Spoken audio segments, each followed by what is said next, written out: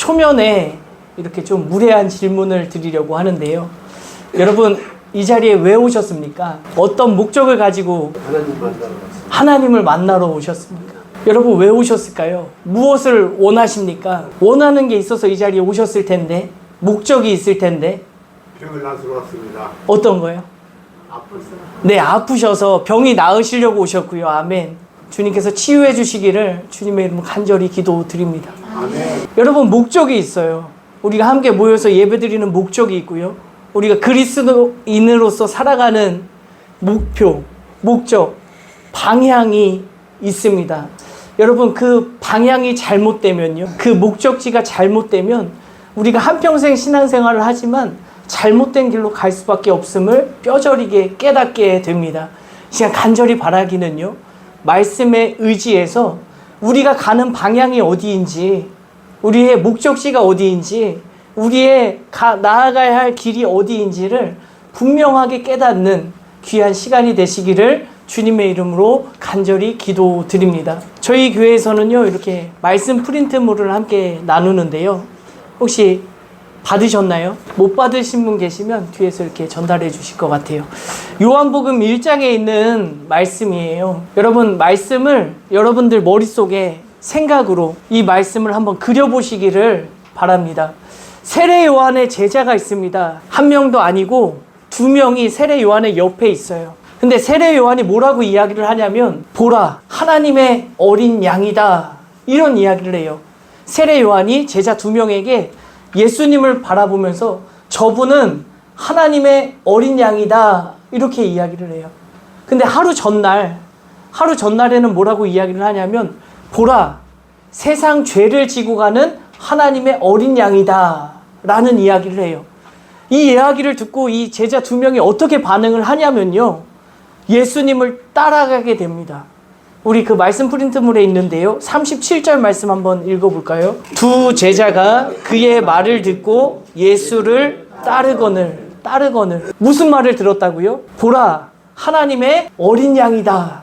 이 말을 듣고 예수님을 따라가는 거예요. 이게 뭔가 의도가 있고요, 이 말씀을 통해서 가르쳐 주려고 하는 예수님의 의도가 있었던 것 같아요. 이게 잘 이해가 되지 않거든요. 예수님의 제자가 되고 예수님을 따라가는데 어떤 모습을 보고 따라가냐면, 기적을 일으키시거나 표적을 일으키시거나 좋은 일을 행하시거나 귀신을 쫓아갈 때 예수님을 따라가는 사람들이 대부분이었는데, 오늘 등장하는 이 세례 요한의 제자는 무슨 말을 듣고 예수님을 따라가냐면, 보라, 하나님의 어린 양이다. 조금 더 앞에서 부연 설명했지만 세상 죄를 지고 가는 하나님의 어린 양이다는 말을 듣고 예수님을 따라가는 거예요. 그 말씀 프린트물의 헬라어를 좀 어려워요. 한국말로 읽기도 참 어렵습니다. 한번 읽어볼까요? 에콜루떼산. 이 한국말로 읽기도 참 어려운 말인데, 따르다라고 하는 헬라어 원어입니다. 근데 우리가 생각할 때 한국말로 따르다, 따라갔다라고 하는 걸 상상해보면, 이 사람을 따라갔다, 그냥 이 사람을 쫓았다, 이 사람이 제자가 됐다, 뭐 이렇게 떠오르기 쉬운데, 이 원어에 담겨져 있는 의미가 있어요. 어떤 의미냐면, 예수님이 생각하는 생각, 예수님의 지적인 것, 예수님의 신앙관, 예수님의 가치관, 예수님이 생각하는 것, 예수님의 말씀을 내가 받아들입니다. 그래서 내가 예수님을 따릅니다, 라고 하는 그런 의미가 담겨져 있는 거예요. 뭘 듣고 이 사람이 예수님을 이렇게 따랐다고요? 보라, 하나님의 어린 양이다. 이 말을 듣고 따라갔다는 거예요. 근데 이제 이어지는 말씀을 보면 참 이상한 대화가 오고 가기 시작합니다. 예수님께서 조금 이 세례 요한의 제자가 예수님을 따라오는, 예수님의 제자가 되겠습니다라고 따라오는 그 사람에게 물어요. 뭐라고 묻고 계시냐면, 무엇을 구하느냐, 이렇게 물으세요. 우리 말씀으로 한번 확인해 볼까요? 38절 말씀입니다. 예수께서 돌이켜 그 따르는 것을 보시고 물어 이르시되, 무엇을 구하느냐? 뭘 구하냐? 뭘 원하냐? 무엇을 얻기 위해서 내 제자가 되려고 하냐? 왜? 뭘 보고 너희의 목적이 뭐야? 왜 예수님의 제자가 되려고 하니? 라고 하는 것을 묻고 계시는 거예요. 보통 무엇을 구하냐라고 묻는다면 여러분 뭐라고 대답할까요? 주님, 제가 이런 것을 원해요. 제가 재산을 원해요. 출세를 원해요. 건강을 원해요. 제 마음의 소원을 원해요. 이런 걸 대답하거든요. 근데 이 사람들이 뭐라고 대답하는지 한번 보실까요? 한번 읽어볼까요? 38절 두 번째 줄입니다. 이르되 랍비여 어디 계시오니까 하니, 랍비는 번역하면 선생이라. 선생님 어디 계십니까? 여러분, 이 대화가 지금 맞는 대화인가요? 무엇을 구하냐? 주님 어디 계십니까? 어디 머무르고 계십니까? 어디 사십니까? 오히려 예수님께 질문을 하는 거예요. 근데 예수님은요, 이 이상한 질문을 그냥 그대로 받아주시면서 반응을 하시는데, 우리 39절 말씀 읽어볼까요? 예수께서 이르시되 와서 보라. 그러므로 그들이 가서 계신 데를 보고 그날 함께 거하니 때가 10시쯤 되었더라. 여러분, 이 말씀을 한번 그려보시기를 바라요. 세례 요한의 2명의 제자가 보라 하나님의 어린 양이다, 그 이야기를 듣고 예수님의 제자가 됩니다. 예수님이 그 2명의 제자에게 물으시죠. 무엇을 구하냐? 원하는 게 뭐냐? 목적이 뭐냐? 그랬더니 이 두 제자가 뭐라고 이야기해요? 선생님 어디 계십니까? 어디 사십니까? 어디에 머무르고 계십니까? 그랬더니 예수님이 와서 봐라 했더니 이 사람이 어떻게 해요? 가서 보고, 그 다음이 중요해요. 보고 나서 어떻게 했대요? 함께 거했대요. 뭘 구한 거예요? 함께 있기를 구한 거예요. 무엇을 구하니? 저는 주님과 함께 살기를 원합니다. 여러분, 이해가 되세요? 우리가 나아가야 할 방향이 뭐냐면, 우리가 이렇게 신앙생활하고 우리의 목적이 뭐냐면 예수님과 함께 사는 삶인 줄로 믿습니다. 예수님께서 이 땅에 오신 이유예요. 목적이에요. 하나님이신 예수님이 왜 이 땅에 오셨습니까? 그 이전에도 다 모든 걸 다 해주실 수 있었던 분이셨어요.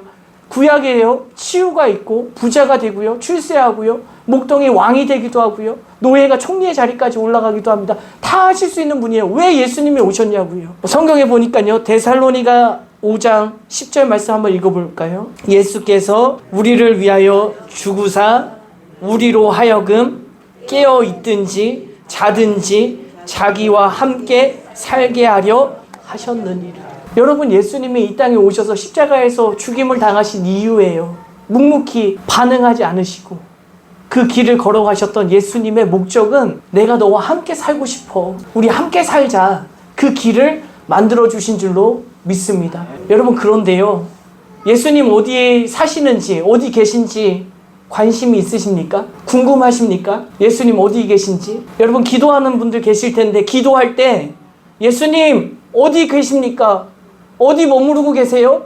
예수님 어디 사십니까? 라고 기도하시는 분 계신가요? 대부분 우리의 기도는 우리 가족, 주님 출세, 주님 재산, 예수님이 어디 사시는지 관심이 없어요. 예수님이든 부처든 알라든 무당이든 상관없어요. 내 목적, 내 의지, 내가 원하는 이것만 이루면 된다라고 하는, 근데 이게 잘못된 게 아니더라고요. 그래서 예수님은 이걸 우리에게 최종 목적지로 주셨어요. 무엇을 구하냐라고 물었을 때 함께 살고 싶습니다라고 고백했던 이 사람들은요, 세례 요한의 제자였고 하나님의 어린 양이다라는 그 말을 듣고 예수님을 따랐던 사람이에요. 그 정도의 믿음의 분량이 있었고요, 그 정도의 이 최종 목적지에 이르렀던 사람들이었어요.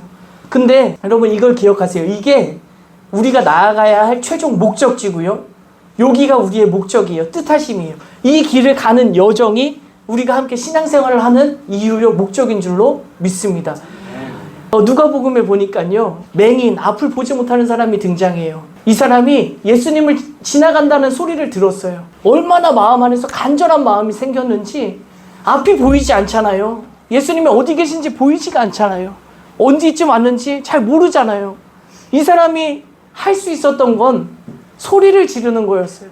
뭐라고 소리를 지르냐면요, 다윗의 자손 예수여, 나를 불쌍히 여기소서. 주님, 그냥 지나가시지 마시고 저 좀 봐주세요 라는 간절한 외침을 목소리에 담아서 외칩니다. 근데 돌아오는 건요, 주위 사람들이 잠잠해 조용히 해 꾸짖습니다. 너만 예수님 만나고 싶냐? 너만 이렇게 소리 지르면 어떡하냐? 잠잠하라 꾸짖습니다. 근데 이 사람이 어떻게 반응하냐면요, 더 큰 소리로 부르짖는 거예요. 꾸짖어라, 뭐 마음대로 해라, 나는 예수님 꼭 만나야겠다라고 하는 그 간절함을 가지고 더 큰 소리로 부르짖습니다. 이때 예수님이요, 이 사람을 만나주세요. 근데 오늘 본문 말씀과 똑같은 이야기를 하세요. 우리 말씀을 한번 확인해 보았으면 좋겠는데요. 누가복음 18장에 있는 말씀이고요. 41절 말씀 한번 읽어볼까요? 41절입니다. 누가복음 18장 41절 말씀. 내게 무엇을 하여 주기를 원하느냐? 이르되 주여 보기를 원하나이다.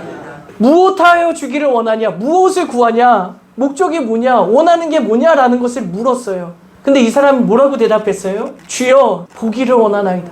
예수님과 함께 살고 싶어요?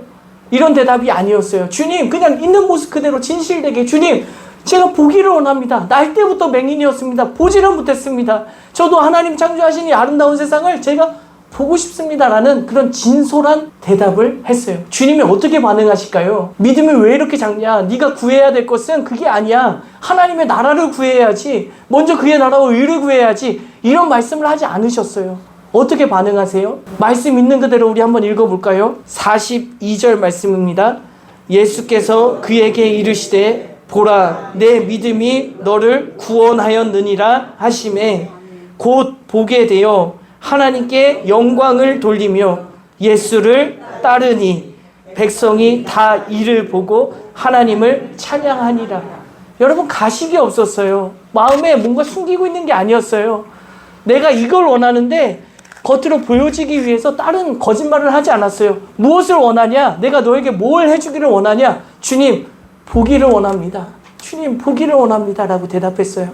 근데 예수님은 그 진실한 모습을, 솔직한 마음을 주님께서 은혜를 내려주시는데 보게 됩니다. 여러분, 이게요, 우리가 나아가는 최종 목적지예요. 그러니까 치유가 최종 목적지가 아니라 우리의 최종 목적지, 예수님의 뜻, 예수님의 원하시는 바가 무엇이냐면 함께 사는 거예요.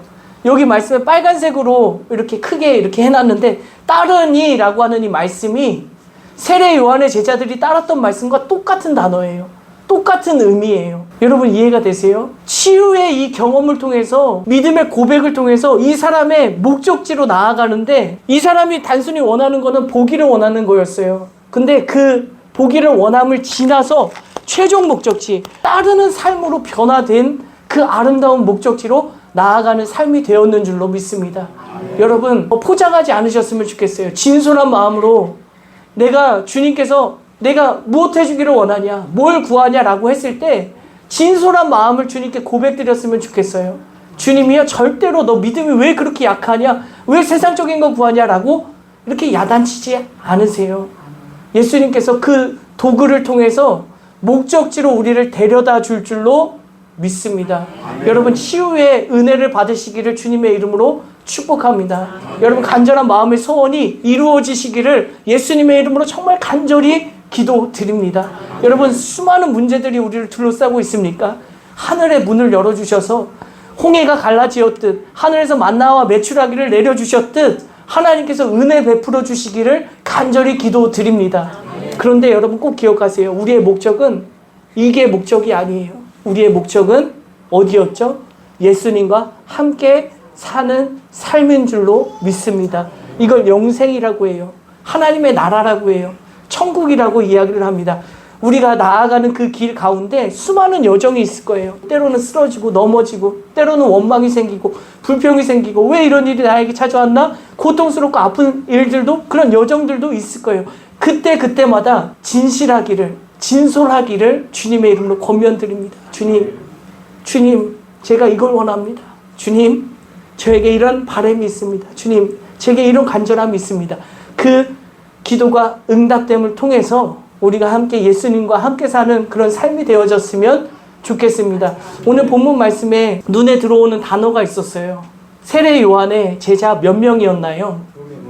2명이었어요. 1명이 아니라 2명이었어요. 여러분, 왜 2명이었을까요? 하나님께서 창세기 1장에 보면 천지를 창조하시는데 아담이 혼자 있는 것을 보시고, 혼자 있는 게 보기가 좋지 않네, 돕는 배필을 만들어 주셨어요.